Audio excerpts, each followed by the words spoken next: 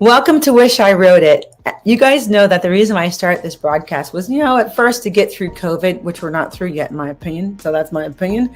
But also because I needed personal inspiration, and it turned out that we all need inspiration. So Wish I Wrote It. I've had the pleasure of interviewing people who inspire others. Tonight is no different. I have my new friend and soul brother, Dan Navarro, tonight, and I'm going to quote him because this blows my mind. Dan Navarro's music probes life at its most resonant. In his rich baritone, he sings songs of heart and insight, steeped in experience, soulful tales about a long road well traveled. He is the proud father of a 25-year-old filmmaker's son, thinks music is food, art is love, and sleep is for babies. I don't know if it can be stated better than that, but I'll let Dan explain all that himself. Without further ado, I want to welcome my friend, Dan Navarro. Come on in, Dan. How are you? And welcome. I am so happy to be here. We met in one of those click moments where it's like, where has this sister been my whole life? We seem to speak the same language, and it was in in the hallways, the crowded hallways of Folk Alliance, right outside the Cantina Navarro showcase room, and which is the never-ending show that never ends. Let's just keep this all going. So it's a joy to be here with you. Well, thank you for being here. And literally, and it was really in the hallway, everybody. And I was standing there. I met you. You were talking to a bunch of other people, and I just watched people kind of like just hover about you like a moth to flame. I was like, what is going on? This is one of the most embracing, sweethearted, like apparently, transparently sweet people I've ever met. And my phone's ringing, of course, right now, but we'll turn it off. But anyways, we never complain about the phone ringing. It could be something good, right? If you complain, it stops ringing. Well, I'll put it on pause. So, but I got to witness it. I got to witness something very special, which is how you make room for everybody else. As you make beautiful art, you also make room for other people, which is rare. And you do it in a big way, which is even more rare. So thank you for being here to share your music and your heart. You're welcome. It's great to be here. So Dan, we get to do these things that we love. If we're lucky, we get to do these things that we love. Yeah. We get to do it, it's amazing. So do we get to hear some music from you? Because I'd love to kick the show off with one of your songs. We do. And actually, I'm going to pull up one of the more recent ones. That little hissy hiss is the guitar mics. I've got a brand new record coming out in August. August 19th is the release date of my third solo album, and 18th album overall, probably my 10th album of original material. And I've been solo for a while because my partner in Lowen Navarro, who I made records with from 1990 to 2008, he got sick in 2004. We made a couple more records, 3 more, and then he passed away in 2012. But I had some stuff that I wanted to say, some stories I wanted to tell, and this is one of them about how we spend our time in life, which, hey, we all know the final outcome of life, but still worth it.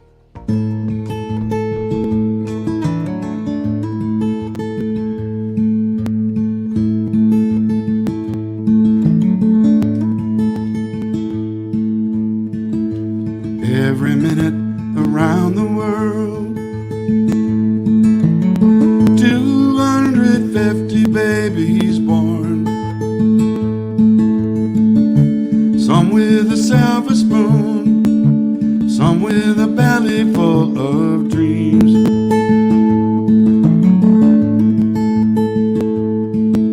What ties them all together, the desire to uncover what life means. You can swim against the tide,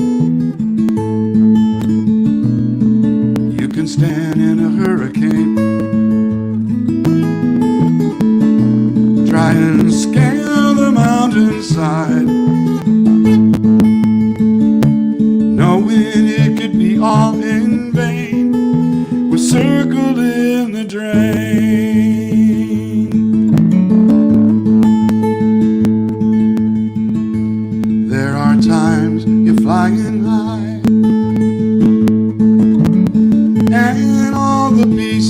lock in place. You're on a gambler's roll. You got the golden touch, all right.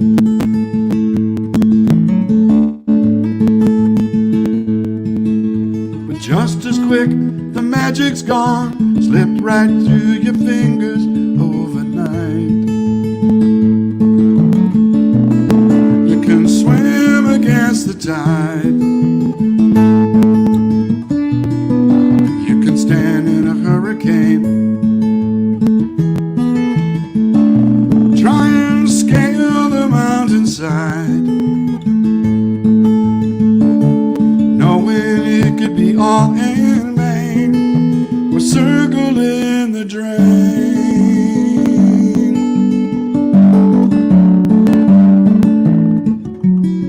Well, you can try so hard, you're spinning. We've got this time on earth. Why not live it for all it's worth? And be a little more forgiving. You can fill your cup with sun. Drink up every last drop until it's done.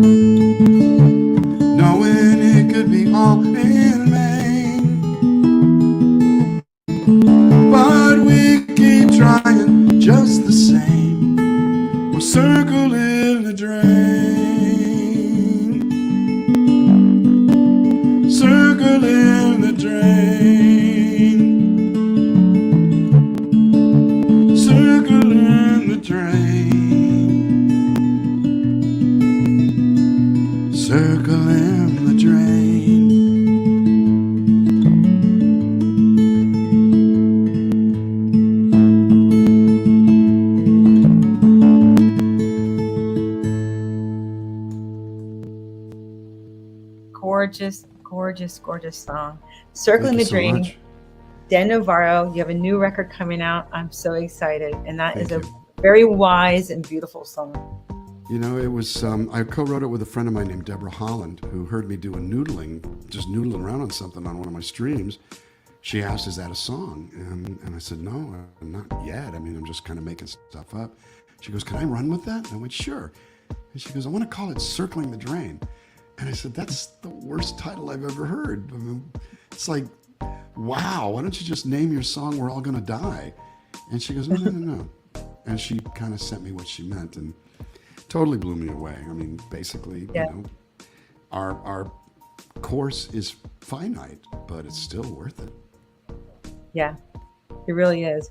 And like you said earlier, we get to do this, especially for artists, we get to do this. We get to, interpret life through the kaleidoscope of music and theater and film and all kinds of other mediums. So it really is a blessing. Well, it's true, but because we also can do it for a living, we find ourselves getting caught up in the trappings of economics and success and fame and acceptance and why is this so hard and nobody cares and it's an uphill battle.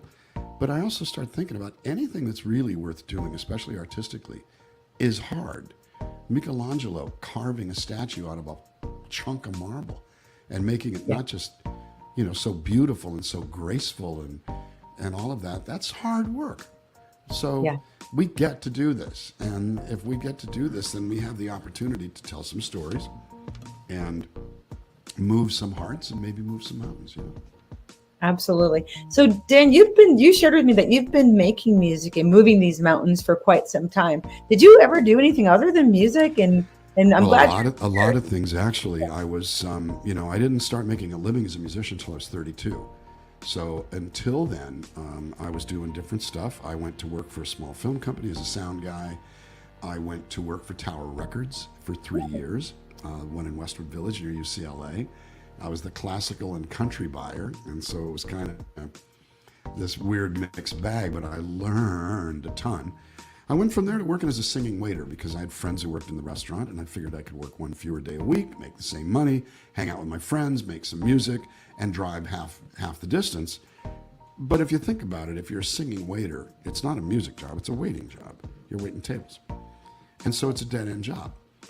Except I met a guy there who also worked there, who became my lifelong music partner. We had Lowen from Lowen Navarro, and we made records, and we wrote songs, and we had hits. So I met my future lifelong music partner, art partner, at this dead-end job. Yeah. And it kind of changes your perspective. It's how you deal with your situation that will dictate whether it's of value or not. Yeah. I went to go to work for a music manager as an assistant for a while, a couple of years. And he got a job in London working with the Moody Blues. So I went as his assistant and dropped into the middle of London at 27 years old, kind of going, wow, look at what's going on here. This was 1980. It was the Pretenders and Elvis Costello and Joe Jackson and Kate Bush and Peter Gabriel, and it was post-punk and magnificent. And I learned a ton. Then I came back to America and determined to get out of the business side of things and to have a day job. I worked in advertising for my uncle, for his agency, and it was becoming a career. I was good at it. I didn't really love it. And I'd reached the end of my rope with music. I was done. I was over 30. The bands that I was in were not doing well. We weren't getting signed up. We were having fewer and fewer shows. It was dying on the vine. And so I was forced, by the circumstances of my job, of a very tragic family situation, and the band wanting more of a commitment, I was forced to quit. So I quit music at 31 years old.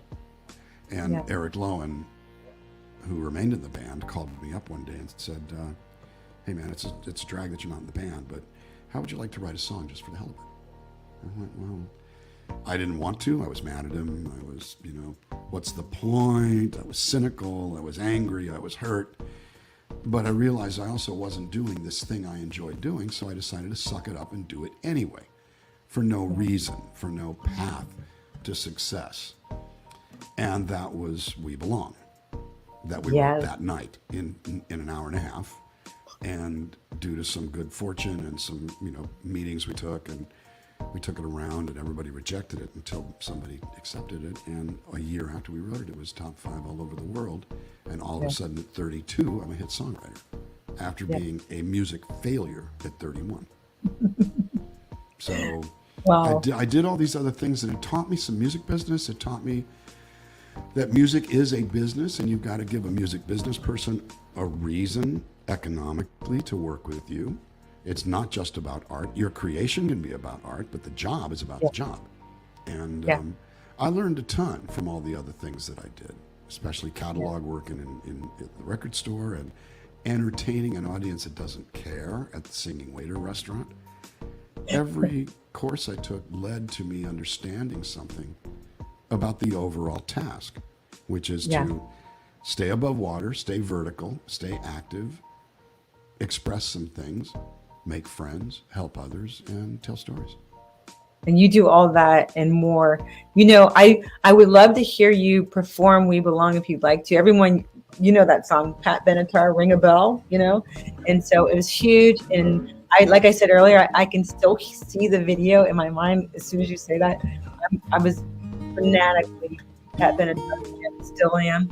So if you'd love to share that, I would love to. I've talked to friends who kind of go, don't you hate singing that song? And to have the great good fortune to have a song that someone asks you to play every single night of your professional life, if you hate it, there's something wrong with you. Yeah, it's easy to get bored by the repetition, but that's I still love the song. I'm still grateful that it happened. I still relate to what I felt when I wrote it, when I co-wrote it with Eric.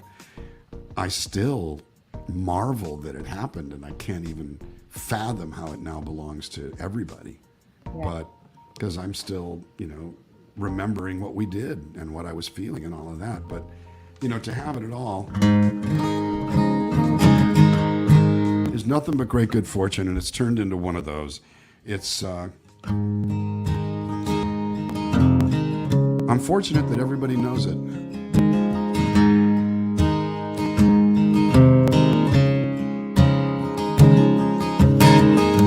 20 times I tried to tell you, 20 times I cried alone.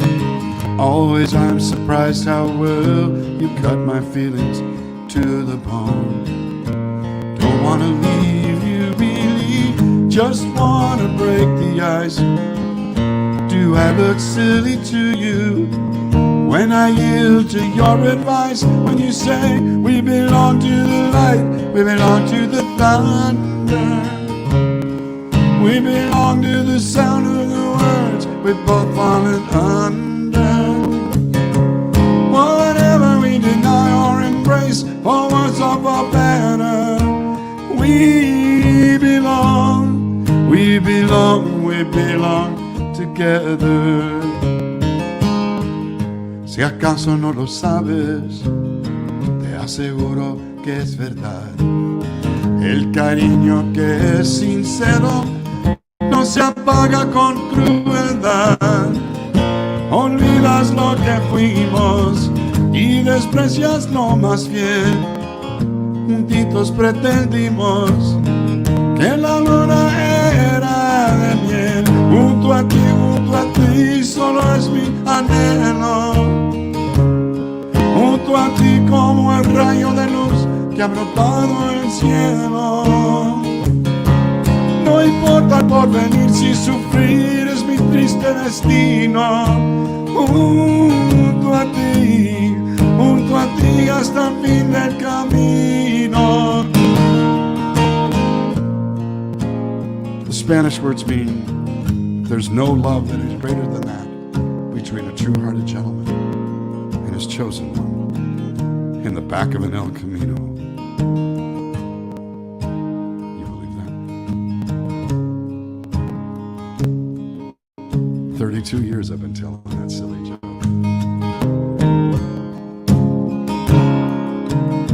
Close your eyes and try to sleep now. Close your eyes and try to dream. Clear your mind and do your best to try and wash the palate clean. We can't begin to know it, how much we really care. But I hear your voice inside me, and I see your face everywhere. Now I say, we belong to the light, we belong to the thunder, we belong to the sound of the words we both fallen under. Whatever we deny or embrace, or worse or for better, we belong, we belong, we belong together. We belong, we belong. Whatever we deny or embrace, we belong. We belong. We belong. Wow, epic, epic, epic song. That's like rock and roll history right there. It's in the pretty book. weird. It's really It's weird. pretty weird. It's, again, I remember every minute of what led up to it, what I walked in thinking, why I contributed what I contributed, what Eric was doing when I got there and he already had the song started. Every second of it. And then all of a sudden it's like this thing. And you don't sit there I didn't sit there and go, well, of course it's this thing because it's, we had no idea what we did. We just were trying we were trying to rebuild our friendship and get a song finished. That was it. Yeah. And that it turned into the thing was beautiful and is great. Wasn't expected. But we fully expected it to be a hit song that was, when it became a hit, okay, great, it's a hit. It'll be around for a couple of years and then it'll be forgotten. Like a lot of hits are. It'll go away. And that hasn't happened. It now gets played all the time everywhere. And it's played on the radio more than ever. I mean, literally more than ever. It picks up about 300,000 radio plays a year. Racks up 1 million every 3 years. We're at 6 million now. Well, it has so many other connotations to it too. Like it has this romance to it, but it also has a bigger thing about community, which makes sense. Right. Just getting to know you, and like I think that might be your middle name, community, or something like that, or generosity. Like that is such your vibe, and it's so authentic in you that it really is something special and rare. And so I'd love to just when you're thinking about how this song and other songs of your work manifest in your life, when you play so much forward, what else are you up to that you really are a person, an artist who plays it all forward? So I'd love to hear more about what you're up to in those areas. Well, I do a lot of different things. I've been fortunate to have opportunities to do things, and I know is not a big part of my vocabulary. Right before we came on the air, I was talking to a casting director who wanted some information on union contracts, and I've been a union volunteer at SAG-AFTRA since before the merger, when it was AFTRA and SAG separately. Wow. I've been doing that kind of work for 23 years. Really, now that I think about it, my first negotiation was in 97. So it's 25 years now I've been contributing time and energy toward the contracts that wind up putting money into performers' pockets. Yes. But she also cast me 23 years ago to do noise voices on a little animated series. And she goes, look, it doesn't pay very well. It's kind of irreverent. It's a union pay, but it's a particular part of the contract that's very low pay. It's $100 a show, no residuals. And I went, I don't care, I'll do it. And it ran for 2 years and then went away. And I figured, okay, fine. But I was doing other things and singing in commercials and occasionally singing in movies. And then they decided to bring the series back because they put DVDs on the market and they sold 4 million DVDs. Oh my and the word. network went, well, there must be something here. So they brought the series back. It's called Family Guy. Oh my I've been doing sound noise voices on Family Guy since 2001. That's 22 years now. Oh my goodness. When American Dad came along, it was natural that I get the call to do that. So I've done about 230 episodes of Family Guy and about 190 of American Dad. And it still pays badly. All because I said yes and figured I'll do this. I'll show up, do my best. Could I have predicted that it would get canceled and rehired? No. But if you say no, it's not worth it. It's only $100. I mean, you know what, man? I'm not getting out of my house for less, for $100. Yeah. Well, then the 290 episodes never would have happened. Yeah. And someone else will get that opportunity. And I had a union friend of mine who does a lot of animation work going, why do you take that shitty job? And it's because it's either that or sit around. It's helped me qualify for my insurance certain years. I am 290 episodes into a legendary hit series. Yes. And the only thing that I didn't go to the Get on a Hit series school. It's just, here's an opportunity. Is it worth it or not? And my attitude is it busy? Is it connected? Could it be fun? Is it different? Then the answer is yes. And so that's led to things I never could have expected. I sang backups on We Don't Talk About Bruno. I sang in Coco and Happy Feet. And I've been on 3 Oscar-winning Best Animated Features. Wow. I've been on 2 Oscar-nominated songs, Best Songs. I've been on Grammy winners. Never won a Grammy myself, but it's all fine. I mean, my whole thing is, I haven't been on, but here's the thing. I have had a blast. Have done some of the most remarkably unusual things, and the stories that you can tell about what happened here or what happened there when I'm, you know, Mark Mothersbaugh from Devo called me up. Hey, you got recommended to me. You want to sing on a song? It's called Envy. And, well, what is the deal? Well, we don't really know what we want. So I went in and I did a demo, and I did one on a voice down here, and it sounded a little like Eddie Vedder going, you know, the turkey's got his gobbler envy. And I sang another one really high like Neil Young, and then I did another one really envy like Johnny Cash. They kind of called me up and said, Johnny Cash is winning right now. Then they scrapped all of it, called me 3 months later. We're starting from scratch. You want to come in and help us work out the vibe? And I mean, that was like, the turkey's got his gobbler, the lion's got his pride. The grass is always tastier on the other side. And I did the whole thing a little bit like Leon Redbone might. And I'm just sitting here making up sounds and just doing whatever I do. Because I can think it, I can hear it, I can make this little contraption get close. And that's half the fun. Can you do something? I don't know. Let's find out. And that's the part that's fun for me, is diving into the unknown and seeing what happens. Did you always have this sense of adventure, like just in general? It seems like it's a, you know, like you seem like it's like a sense, this je ne sais quoi, like this, what do they say? Call it like this love of life, this thing that you enjoy the experience of things. Did you always? I like well, I grew up in a very small town on the Mexican border. Never went anywhere, never experienced anything. So I grew up with a sense of wanderlust. I would watch TV and go, I want to go there. I want to do that.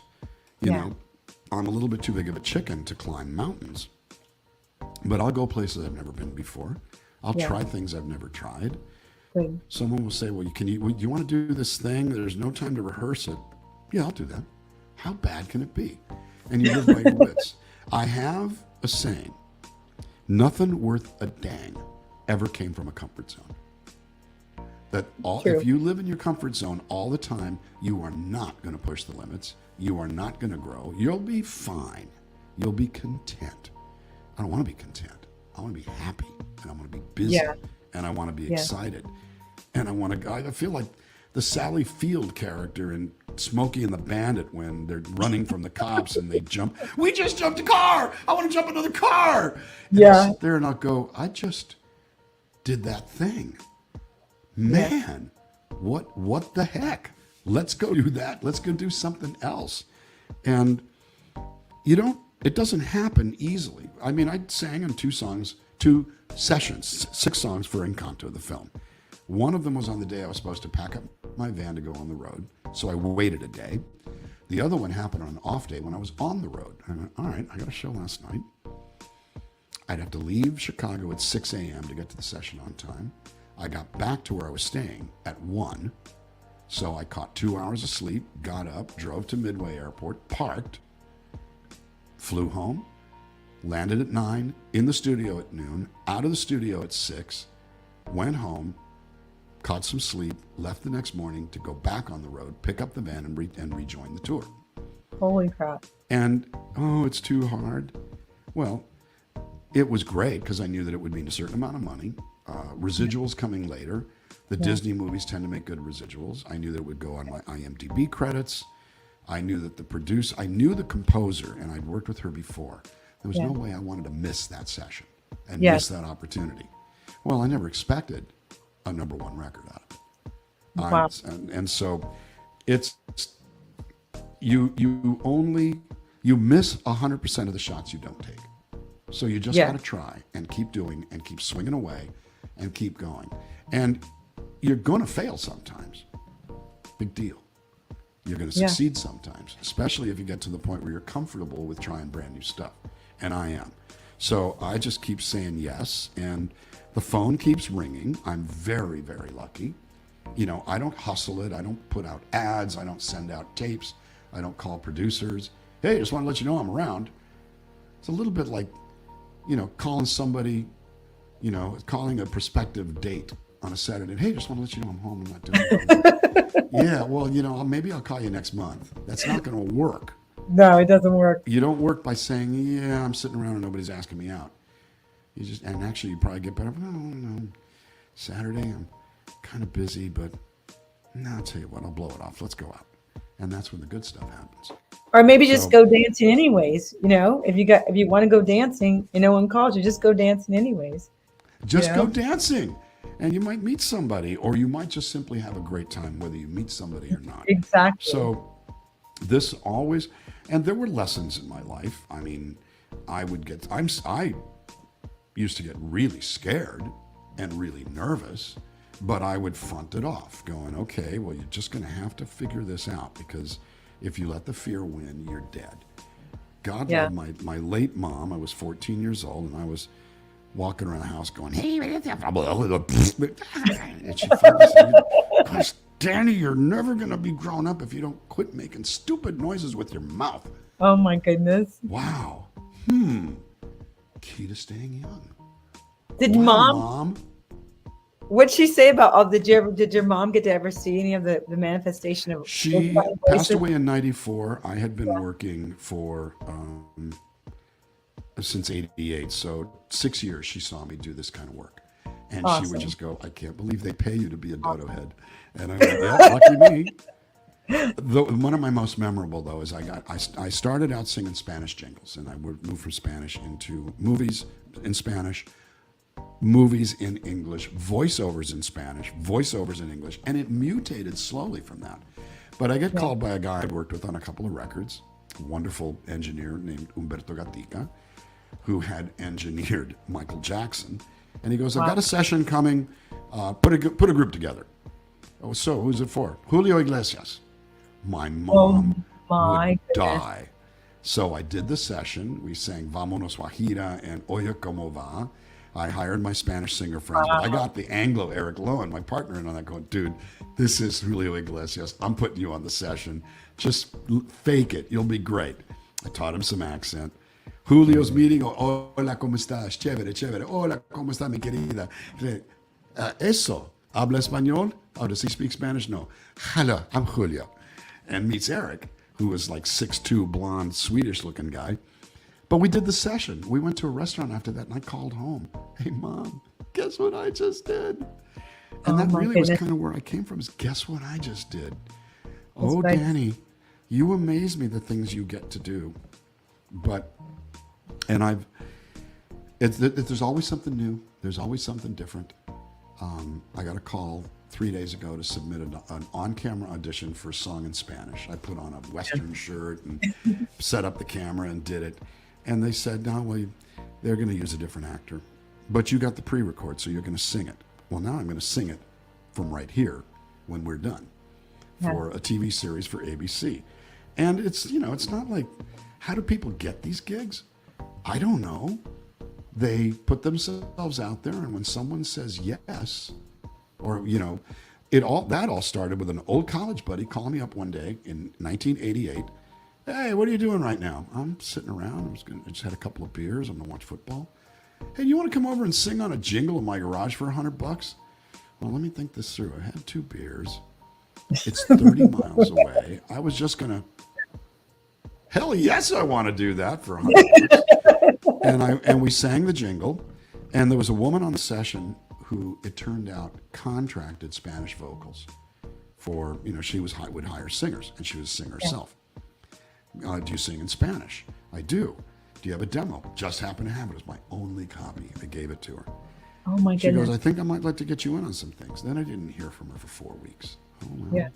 About 2 weeks in, I guess that's that. And she calls up one day and says, hey, I think I'd like you for a Miller Beer commercial. You got to get square with AFTRA, the radio union. Okay. Yeah. And that costs $600.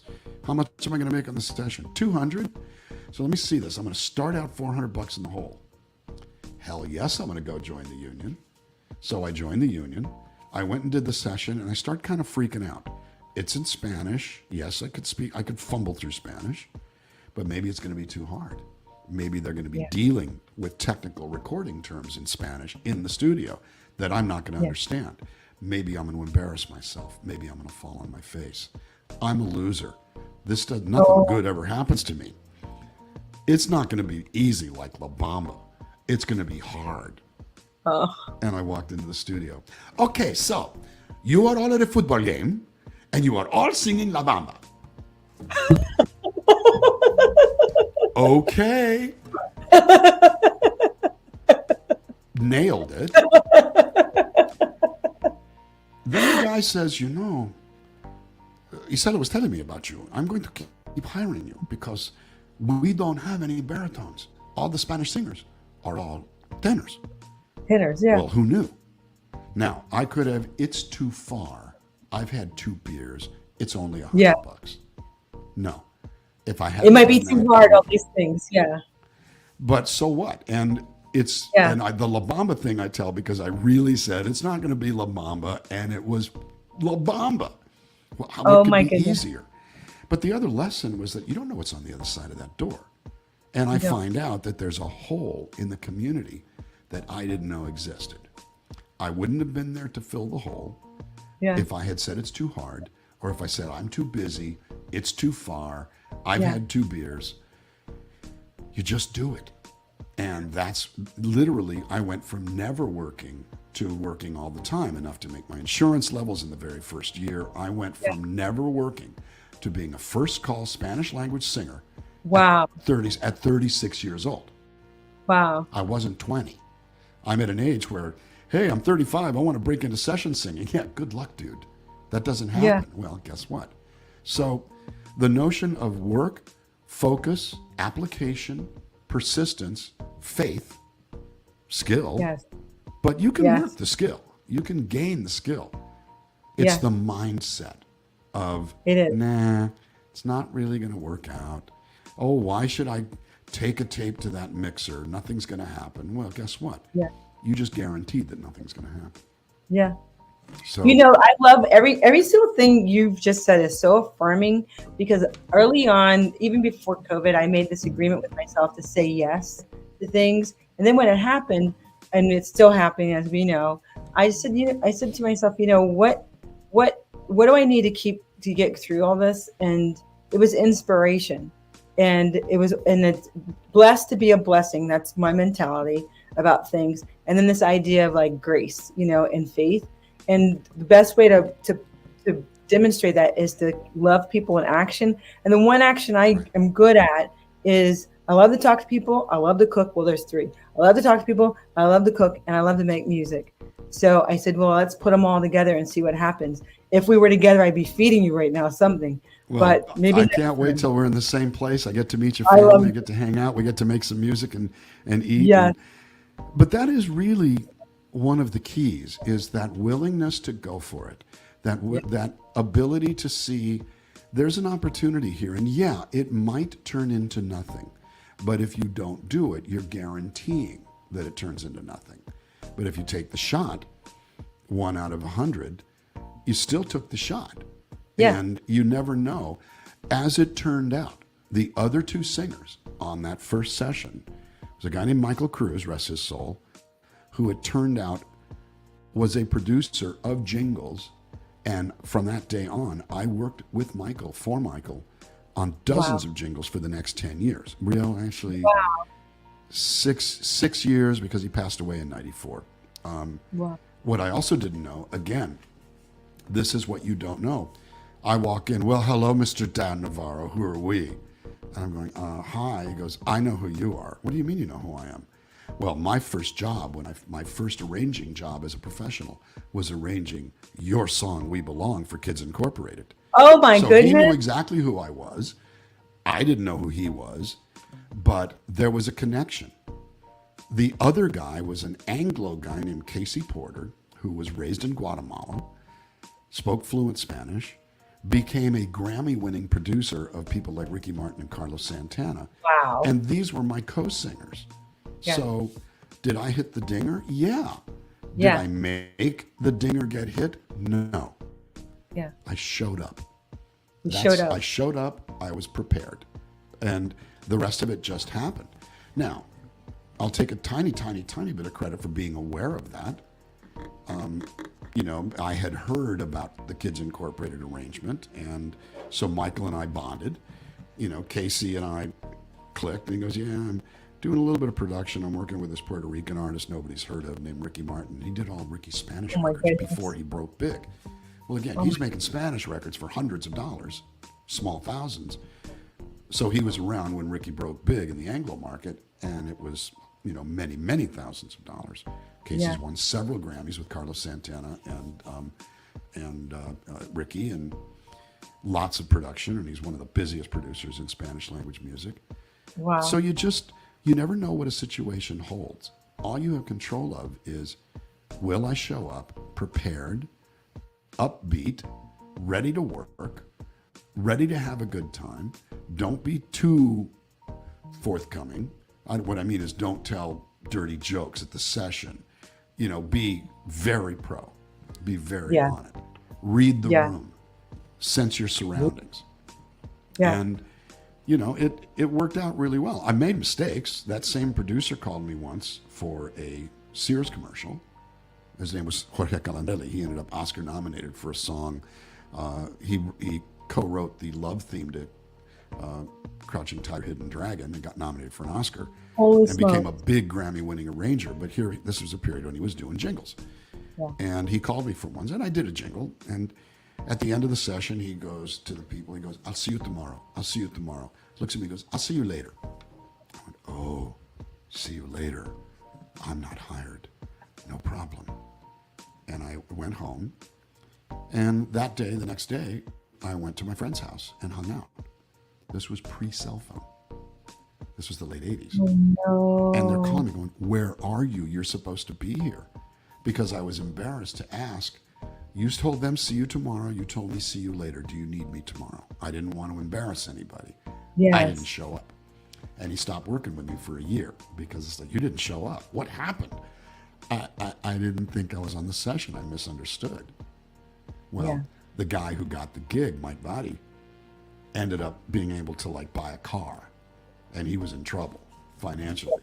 So he got the gig. I saved it by working with Jorge many times later, but and I learned something. Okay, politely dare to be embarrassed.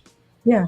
Because I had another situation on my first Luis Miguel record. I showed up for the second day, and everybody's looking weird. And I go to the contractor, am I supposed to be here today? Well, actually, you're not. And none of them wanted to tell me. I went, oh, I'm happy to leave. And I told him the other story. I did that before, so I just figured I was on tomorrow. But hey, I'll go, no problem. You learn these lessons from doing. That's where it comes from. But more crazy stories than I can even imagine. But you know what? All this is these are the kind of wisdom. If that's, I don't even know if that's a word. I guess wisdoms could be a noun, but that are just invaluable, because I think a lot of artists in any phase of their journey struggle with that attitude of yes, and keep it fresh and be adventuresome. They get jaded, and doing this. I mean, I had to teach myself a bunch of stuff that I didn't know in order to do this show, which was fine because my brain needed some food to do. Right. But it also, because it's fun, and I can't tell you, I probably, I'm getting to spend time with you because I took the time to suffer through learning this stuff that I didn't really like learning, but it got me to spend with you. So I get to spend time with you. So I'm the lucky one here, just saying. No, I did the same thing at the beginning of pandemic. I had been streaming single songs from my phone for about 3 years. I do a show, maybe every 5 or 6 shows. I do a house concert for 50 people, and I go, I'm here in Sterling, Virginia. There are 900 people in this living room. Everybody cheers. And I'd do a song, and it would get a few thousand views. Yeah. So when pandemic hit, I went on one day. Hi, everybody. Dan Navarro here in my living room. We've just been locked down. I don't know what's going to happen. This probably, from what I'm hearing, this will probably last a couple of weeks. A couple of weeks. So I'm going to sing a song. And then when it was done, I go, well, you know what? I'll see you tomorrow. Yeah. And I did 20 minutes. And at the end of that, I went, well, you know what? I'll see you tomorrow. And I did an hour. The fourth day, I did 2 hours, and I did 14 straight days. Then I started doing 6 days a week for 5 months. 6 days a week of 2-hour shows. and I called it Songs from the Corona Zone. Hey, this is Songs from the Corona Zone, number 42. Today I'm going to do songs that other people wrote, or today I'm going to do I did every record in order. I started doing themed shows just as long as I showed up. Well, what happened is the crowds got bigger. All of a sudden, I'm seeing the same faces and the same names, so to speak. And they say, well, we're starting this thing called the Dan Fam. We're the Dan Fam. Yes. And the Dan Fam became a thing only because I had the audacity to just show up every single day. Yeah. And I learned how to stream.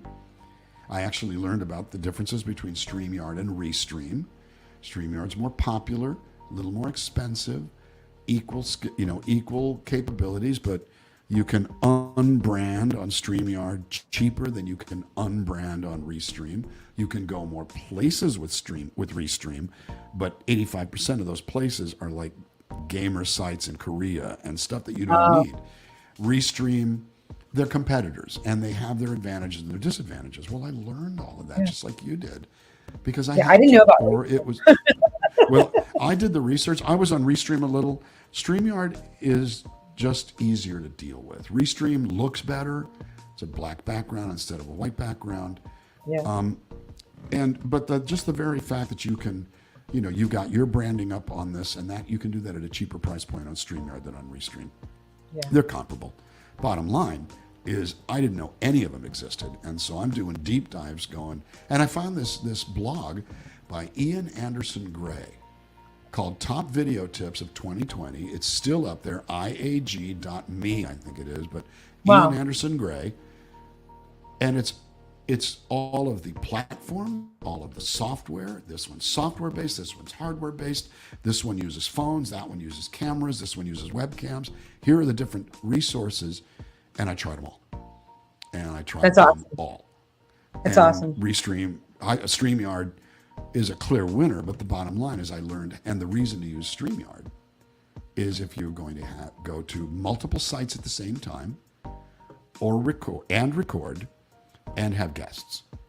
Yes. And it's comfortable. It's an easier interface when you have guests than Zoom, which is designed for guests and designed to record. But Zoom is cumbersome. We can't make ourselves be side by side like I see us right now. Yeah. And then switch it and have only you and switch it and have only me and do all the various things. So all this is to say the things that you faced, we all did. Those friends of mine who go, it's just too hard. Or, I'm streaming. I go out once a month. Yeah. Wow, dude. No problem. But your people, that's like saying I have a restaurant. It's open one Tuesday a month. If you're going to feed the people, feed them every day. So I did 6 days a week for 5 months till I finally got so tired. I said, you guys, I got to back it up a little. Can we go to 3 days a week? And can we move it around? I'll do every Monday on Facebook, every Wednesday on YouTube, every Saturday on Twitch. And they would follow me. It'd be a different experience. I love that. Yeah. It worked. The bottom line is that people were starved for a place to hang, a way to connect. Yeah. I thought I wanted to be Bob Dylan. I turned into Jimmy Fallon on TV every night. Yeah. Where you would come for like that reliable, okay, we're locked in the house, we're making dinner, same faces. Let's turn Dan on, see what he's got to talk about today. Yeah. I started with roll call. I love that. And I'd see the chat go by and I'd say their names. Well, who's not going to tune in because Dan's going to say my name? Dan's going to sit there and go, it's Mehuman. I love that. How you doing, dear? What's going on? Hey, how's your next show going? And I would say, good to see you, even though I didn't see him. It created a community. It gave me a reason to get up in the morning. It did not give me a reason to put on pants. I didn't wear pants for 6 months. And then discovered because of the ice cream, they didn't fit when I put them on. What the hell happened here? Oh no, time to quit the Ben and Jerry's. We went through, and we're still going through a version of a very hard time with all of this. And some people lost their minds. Yeah. But I found a reason to keep going. I found a reason for others to keep going. Yeah. So my whole thing is I don't want to do this. tired every single day. I learned 3 new songs that were requested of me. I don't even like those songs. I don't even want to. Hi, everybody. And then within seconds, the cynical Dan is gone because I showed up. I had to do it, and I hundreds of hours you did. Hundreds of hours, like more than almost 300 hours. Yeah. Well, I did 250 shows of 2 hours plus. Wow. So I did. Oh my word! I did minimum 600 hours. Wow. Minimum. And are any of those shows able to, could you like rerun them? The Facebook ones are mostly on my Facebook page. They're stored in the video section, and they're numbered. Every single one is numbered. Awesome. So it's, Songs from the Coronas on number 112. I started at about the 60 mark. I'd say send in your 15 song set in order. One cover I don't know, 15 songs from my repertoire. You pick the order, you pick the songs. If you tell me you pick, no, I won't do it. You give me a list of 20 songs, I'll cut it off at 16 and do your list in order. And people were checking in because they liked the surprise of, wow, we never thought of the songs in this order. Oh, good choices, George. God, that's amazing. Oh my God, Deb picked all the heartbreak songs. Oh my God, David picked all the 12-string guitar songs. And it became a thing where everyone wanted to see what's the new Christmas gift? What new gift is going to be opened? Yeah. And it was a gift for me because I was doing songs in a sequence I never would do. I was doing songs I didn't do very often. There were no restrictions. If I've recorded it or you've heard me do it live, I'll do it. And if I don't know the song, I'd learn it. And I would. And so I'd sit there and learn brand new songs with lyric sheets, but it gave us something. Now, when I started touring again a year ago, that went away. And I have to figure that out. The Dan fam is intact. But they miss me and I miss them. I did start doing something. New Year's Eve 2020 turned out to not be on a stream day. It was on a Thursday. I streamed Monday, Wednesday, Saturday. So I said, tell you what we're going to do. Zoom party. You come in. Let me talk to you. I play 2 or 3 songs an hour. And we're going to start at 8:30 Eastern time, Pacific time. We're going to start 11:30 Eastern time and ring in the new year for 4 time zones. And my friends in Germany went, well, what about us? Well, I mean, that's 2:30 p.m. And they went, yeah. All right, so we went from 2:30 p.m. to 2 a.m. Oh, my word. And I did take a break for about 2 hours. Oh, my nap for 2 hours, talk amongst yourselves. I've done it 2 years in a row. I would ring in the new year in Germany, England, Holland, Argentina, take a little break, come back for New York, Chicago, Phoenix, LA. Oh, my word. But at the end of it, we're all weeping, kind of going, this has just been so amazing because, we would have just gone crazy without each other. Yes. And this is what we do, man. Yeah. So that's just beautiful. Absolutely beautiful. I didn't set out to build community, but community got built. I set out. It sure did. But there's so much, every single story that you've shared, and I know there's more, have all had the vein of inspiration. And that's why like I said earlier before we started, I need to interview like 50 more times. Well, minimum. We'll do that. You know what I mean? I'm an old man. I don't run out of stories. Well, I mean, but they're not just like stories. This is like experiences that have meaty wisdom for people to like glean and inspiration, which is just, it's invaluable. And I'm just honored for you to share it. And I'd love to go longer if you had the time, because I want to really have some more music from you. If you, what would you like to do? I'm good. I've got a couple more songs here for you. The thing is funny is that what it underscores is, and I think we had this conversation when we met, life, if you look at it a particular way, is really ugly and bad and rotten. Death, decay, crime, dirt, theft, violence, murder, racism, sexism, ageism, destruction. Yet we all go, yeah, but life is too short, because there is beauty in it. So given a choice, I'm going to be aware of the ugly, but I'm going to pick beauty every time. I'm going to find a way to laugh. I'm going to find a way to support. I'm going to help people have better times. That's what my time and energy is for. It's not to feather my nest, so to speak. It's to, you know, the more that I do for the community, the better time I have. Yeah. In a way, it's just me being selfish. I want to have a good time. And if I'm sitting there going, grumble, grumble, grind, dirt, rotten, I don't have a good time. If I sit there and go, well, that's pretty funny there. I mean, you know, you put your shoes on backwards. That's pretty wild. Or just something. There's always something to find in music. Yeah. And the other, I'm going to say self-fulfilling. I mean, that's not selfish, but you're self-fulfilling because you're fulfilling your own. You know what I mean? You're like, you know, birds have to fly, fish have to swim, and you're being fully you, which I think it is being fully me. It makes me happy. Yeah. And I love seeing other people happy. I love connecting people who don't know each other. I love meeting new people. You know, I mean, what it really is, I love hard. And when I've hurt hard. Yeah. And I've tried to learn my lessons. I make better choices than I did when I was younger. But given the opportunity, I'm going to love. And I will take the lumps, but I will learn the lessons. I will tell the stories. And with any luck, I'll help somebody feel better. You know, that's the idea. Beautiful. I can't think of a better intro for beautiful. You got. I'm thinking like you're talking about how many things that are inspired. Like I want to go write song. When I look at this, I'm going to have to write down so much because you've inspired so much music in my. Well, we'll talk more. You know how to find me. You know, this song came from a place.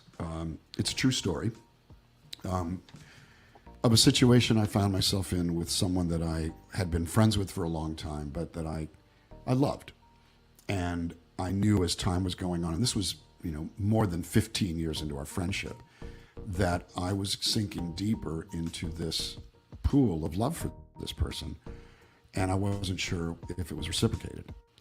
And then it started to sort of emerge where the conversation could at least be had. And something happened one time that shocked both of us, and I wrote the story. It ended up on my last album that came out 3 years ago, and or really, frankly, 4 years ago. So it's gone. Some time has passed.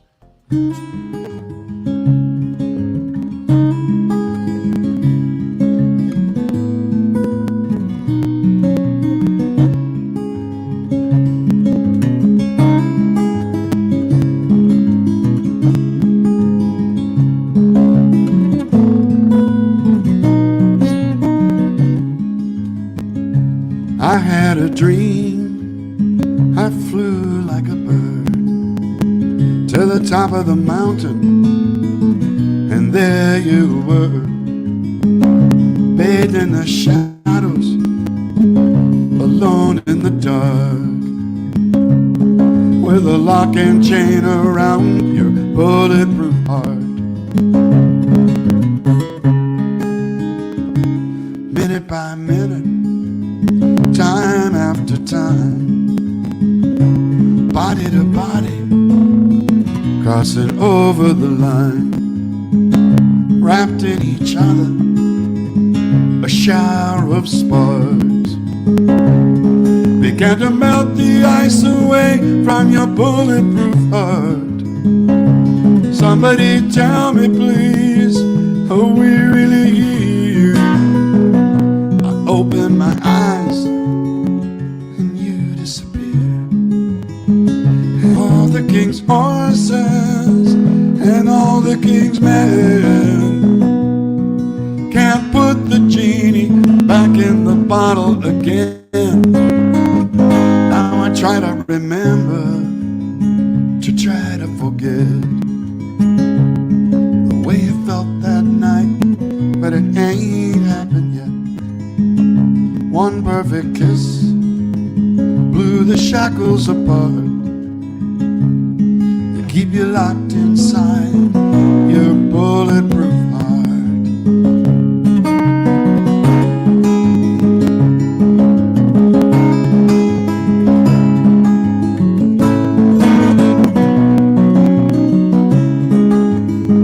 Won't some Somebody please tell me, please, what's happening here? The image is hazy, but the memory's so clear. And all the king's horses and all the king's men can't put the genie back in the bottle again. So where are the fault lines? How deep are the tides? And can I ever touch the fire I see in your eyes? We can fall together or we'll fall apart, but I cannot fall away from your bulletproof heart. Your bulletproof heart.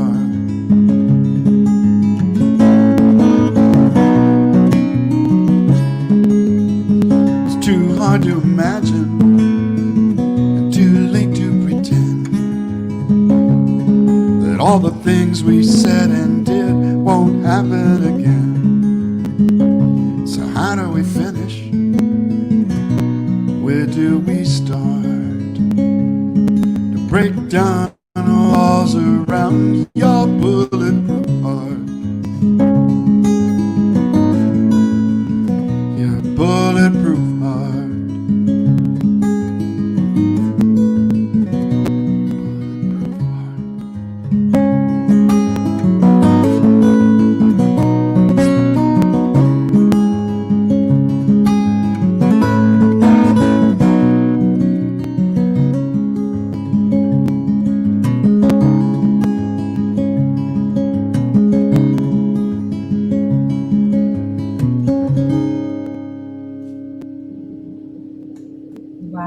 Bulletproof Heart, Dan Navarro.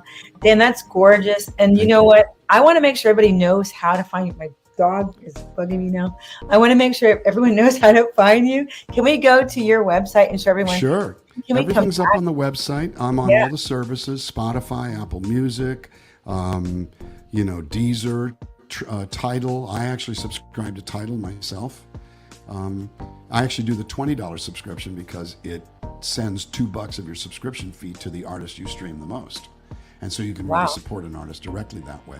This is my website. It's phone friendly, it's pad friendly, it's, computer friendly. And basically my shows are listed there. My merchandise is up there, CDs and downloads. There'll be new stuff coming. I have a new record coming out on August 19th, a new album called Horizon Line that I got the mastered version of it today. So it's going off to manufacturing in the next 2 or 3 days when I finish the cover. It'll be up on the services. First single's going to get waterfalled in July. So here we go. And that's my van. I tour in that thing. I tour around in that baby. I got those magnetic signs that say Nomad Dan, live music delivered. And I bought it with 6,000 miles. It's got 58,000 on it. I've put 52,000 miles on it in the last 12 months. And I'm having a good time. I get to do this. This is incredible. Those are a couple of the album on your left is Shed My Skin, the album I put out in 2018.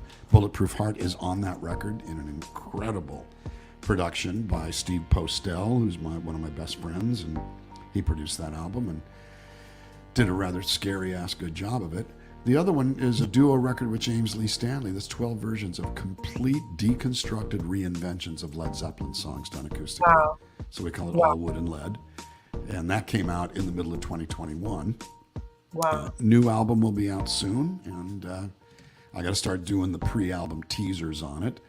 This is a cruise I'm doing. I've been doing concert cruises with fans for over 20 years. Wow. And this is cruise number 20. That's going to be a river cruise down the Danube, which I'm really excited about. I've never been to any of those places. Budapest, Nuremberg, pre-cruise stop in Prague. And you were telling me, I'm looking forward to hearing more about your experience there, because it's just, I can't wait. And Beth Nielsen Chapman and Gretchen Peters are two of the most accomplished songwriters in the business today. Gretchen wrote Independence Day for Martina McBride. And wow. Oh my God, Let That Pony Run for Pam Tillis, The Secret of Life for Faith Hill. Literally an incredibly gifted and celebrated songwriter. Beth Nielsen Chapman wrote This Kiss for Faith Hill, and also a song called Sand and Water that Elton John stuck in his set to replace Candle in the Wind. Oh my goodness. The two of them are, I mean, I'm the ringer on this one, going like, I'm just hanging around with these kids so they can bring me along, even though I've done the cruises and they never have, but they're dear friends, which is going to make it fun. We'll have the entire ship, 165 people on the ship that are all there for us. There are probably 3 or 4 cabins left if you get wild hair that you want to come join us on a river cruise. Yeah. But, I find ways to connect and ways to be around people. It's worth it. It's going to be fantastic, fantastic music in a fantastic place. You cannot go wrong with that. And remember, you got to like, follow, and share to stay in contact with Dan Navarro about all these wonderful things he's up to. And your website is beautiful, and it's just so rich with so many things. So everyone, like, follow, and share. You can find Dan and more information about what he's up to here. And as always, you are an absolute treasure, and I can't even right back at you, Mehuman. Right back at you. That was instant. You and I clicked in seconds, and it's because it's how you roll. You're engaging. You're engaged. You're present. You listen. It was from the first conversation. It was like, yeah, I'm in. This person's awesome. More than kismet, I call it a grace, because I'm just over the moon, and I'm a huge fan of yours, and you've been blessing me before I even knew you, because with the whole We Belong thing, and now that has there's too many things, and I'm just thankful. So Dan, could you do me a huge favor? I always say everything worthwhile starts and ends with a song. So I would love it if you want to share a cover song and then end us with one of your songs that way. And everyone, this is Wish I Wrote It. Tonight has been a special night. My friend Dan Navarro has been here and has just blessed me. You all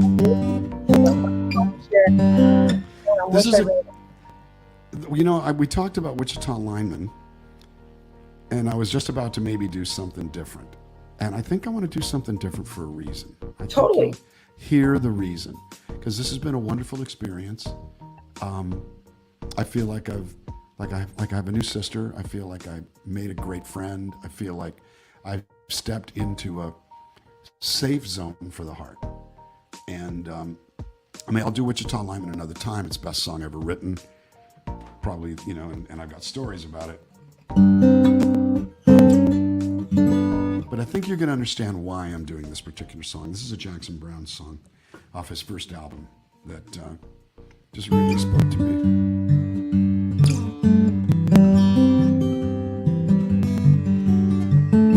And it's how I feel about today.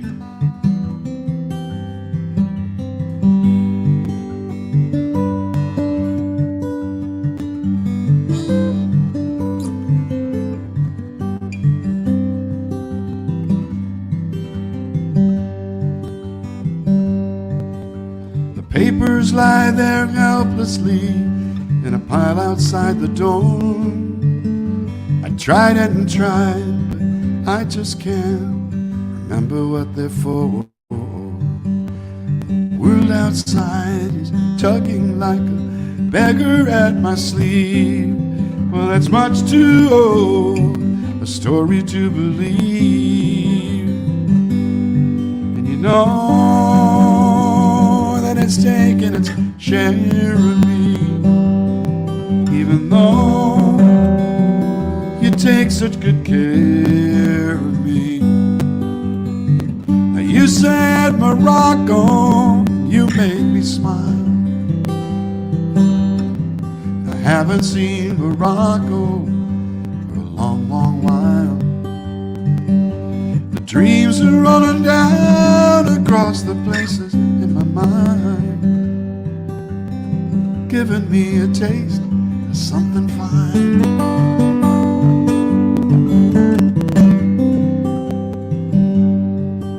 Well, the future hides, the past just slides, England lies between, floating in a silver mist, so cold and so clean.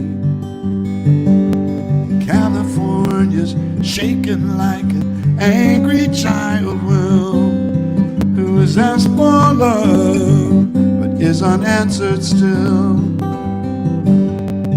And you know that I'm looking back carefully, 'cause I know that there's still something there for me. Now you said Morocco, you made me smile. It hasn't been that easy for a long, long while. But looking back into your eyes, I saw them really shine, giving me a taste of something fine, something fine.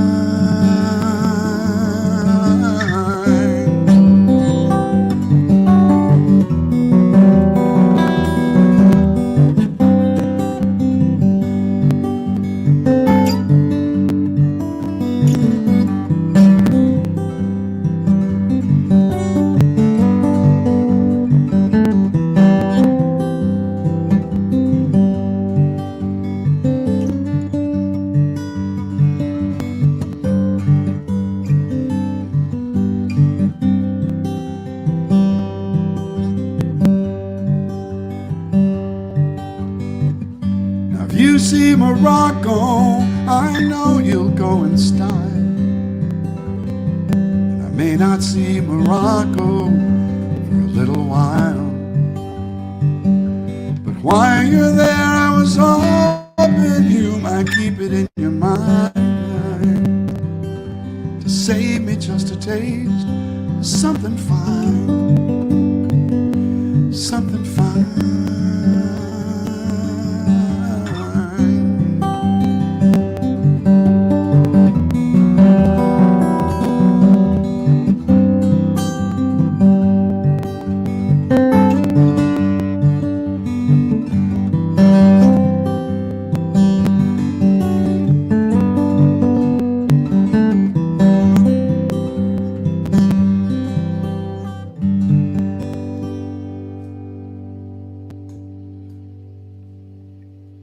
Gorgeous, gorgeous, gorgeous. Dan, you want to give us another one and we'll say goodnight? Sure. I've just had a taste of something fine here. That's why I chose to do that. It's so gorgeous. What you're doing here is really, really special. So this is the kickoff track, the first track on the new record. And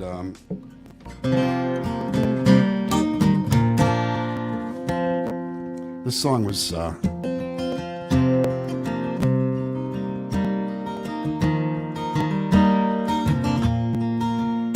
This is the one with that title you like, Mehuman.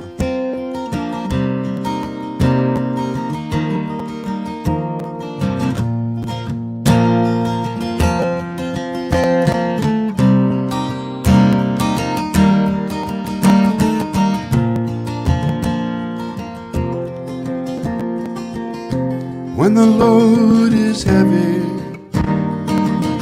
and it's dragging me down, when I can't find my heading, too lost to be found. Yeah, she leads me out of the darkness and calms my troubled mind with the magic and innocent wonder alive in her eyes. She dreams in music, she dances in laughter, glides on the wings of a dove, skips through the rain to the sun that comes after, lights up my world with her love.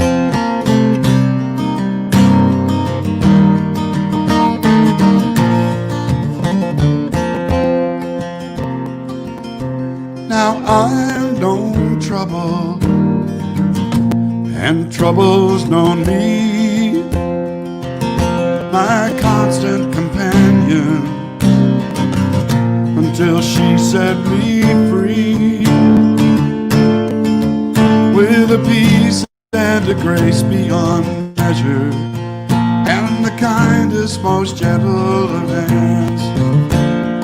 she is the mystical treasure who makes me a better man. 'Cause she dreams in music, she dances in laughter, glides on the wings of a dove, skips through the rain to the sun that comes after, lights up my world with her love. Oh, she sees things that I cannot see. Oh, I don't know what it is that she sees in me.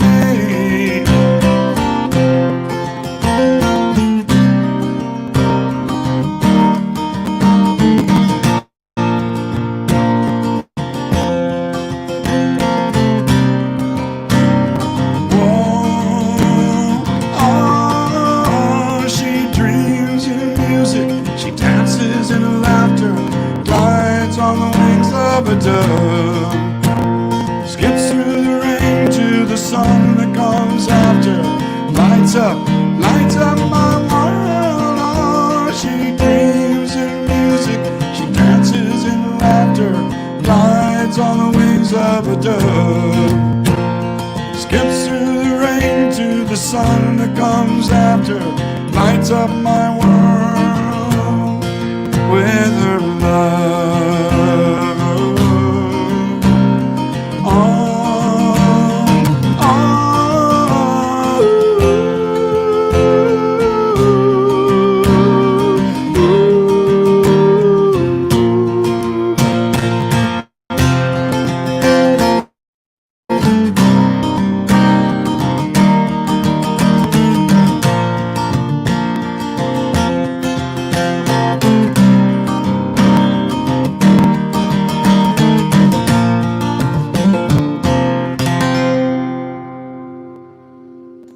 Gorgeous, gorgeous, gorgeous.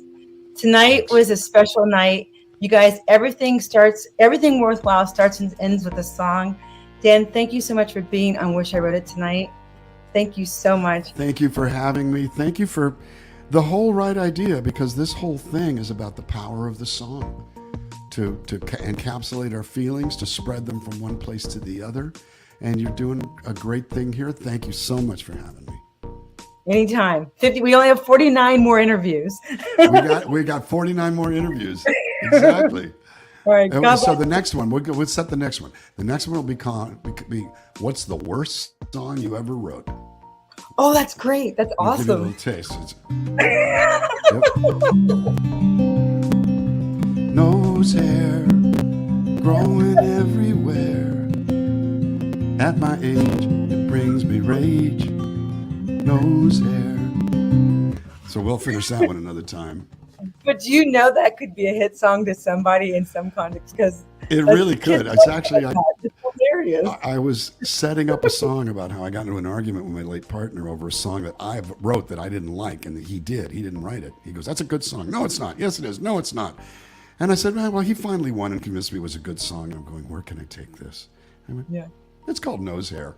They laughed like crazy, and they go, okay, now I got to make up nose hair on the fly. Yeah. I was like, ear hair, please don't go in there. Poke your brain, bring you pain. Ear hair. No hair. And just silly stuff. Well, I don't have that problem, thank God, at my age. I still don't get it, but I could never guess. Hey, you have a birthday coming up. So everyone, for Dan's birthday, donate to Golden West chapter of ALS, or you can donate to the SAG-AFTRA Foundation, or you could donate to both as a birthday present to Dan. How about that? That would make me very happy to donate. Yeah. They're both causes I believe in. ALS is a disease that makes your motor neurons stop running your muscles. You still feel everything. You have complete sensation and complete mental capacity, but you can't move a voluntary muscle. So you can't walk, you can't reach, and eventually you can't breathe. And the SAG-AFTRA Foundation helps actors who are down on their luck. And there are a lot of them, who don't work as much as they could and have big expenses and are, having issues. And for every famous actor you know about, there are 100 that are not famous working stiffs, and there are 1,000 who don't really work much at all. But the SAG-AFTRA Foundation helps them. It's something I donate to, and also to the Golden West chapter of the ALS Association. ALS is also known as Lou Gehrig's disease, if you ever need to look it up. But thanks for contributing if you feel like you could. And above all, thank you for having me. Anytime. Well, everyone, Wish I Wrote It tonight. Everything worthwhile starts and ends with the song. God bless and keep you. Good night.